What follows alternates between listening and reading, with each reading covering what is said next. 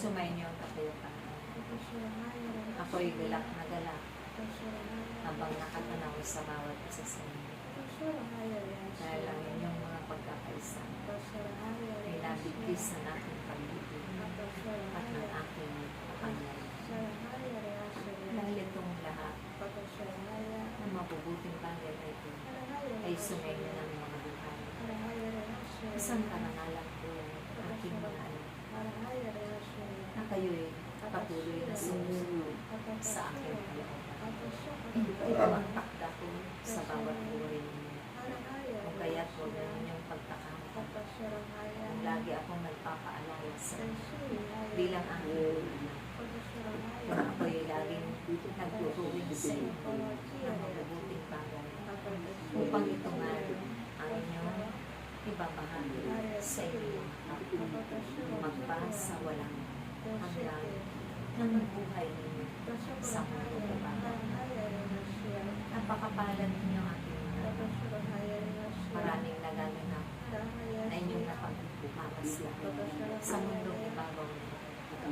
Subalit naroon pa rin ang mabubuting hangarin ninyo para sa pamilya at para sa mga. Nanaway, lahat ay naisaayos mo upang ito man ay isang karangalan ng inyong ama sa panahon. Ang lahat ng aking pinagpapilitan ay tunay na inyong napagmamasdan, nararanasan sa inyong mga buhay. Subalit ito'y laging may kalakip ang mga biyaya at pagkakas. Aking mga anak, ako si ako na. Ako ito na narito sa harapan mo. Pagtuturing ng marami biyaya para sa inyo. Dahil sa bawat lumalabas sa aking mga lapit, ito'y kapangyarihan. Ang aking salita ay nararapat laging pagsunod sa inyong puso at huwag ninyong naliligtan. Dahil malaki ang maitutulong sa inyo araw-araw na kami. Ganon din para sa kapwa ninyo at sa saling langit ninyo. Kailanman ang aking pangako ay hindi ninyo maliligon at hindi ko rin maliligon na ito sa aking ipinangako sa aking mga pinaliligtas. Ang inyong mga puso na may laging malinis, handang magpatawad, handang umunawa, handang mamagmalasakit, handang magsakripisyo, alang-alang sa mga kapwa na hindi pa ako nakikilala, handang magparaya sa lahat ng mga bagay na nararapat ibahagi sa inyong mga kapwa. Kaya't aking anak, natandaan nila na akong si Yahweh ay darating sa oras na kayo'y nasa kapahamakan, sa oras na kayo'y nahihilig, sa oras na kayo'y nabibigyan. Dahil ang aking sakasusunod at ang aking tulong ay lagi kong pagkakalog. Huwag kayong mag-alala. Darating ang mga bagay na hindi natin nasa isang sorpresa niya sa inyong mga anak. Dahil ito ay isang kalanganan kailangan dito sa mundo kung biro o sa kanilang buhay. Magpatuloy lamang kayo mag-ikot sa inyong mga kapwa at sa akin at ipakikita ko kung paano ko pagpapalaman ang inyong sarili.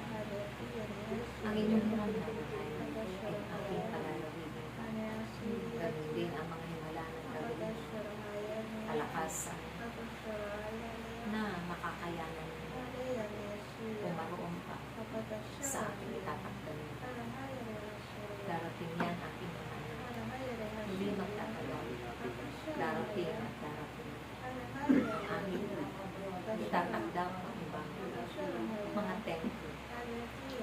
kayo ay paghayag ng aking salita upang ako rin ay inyong ipakilala ng marami pang kayo ay ayon sa aking banal na at marami pang mga tao na mga nahihinap na pagagamit ko ang kanilang kasama sa kanilang buhay.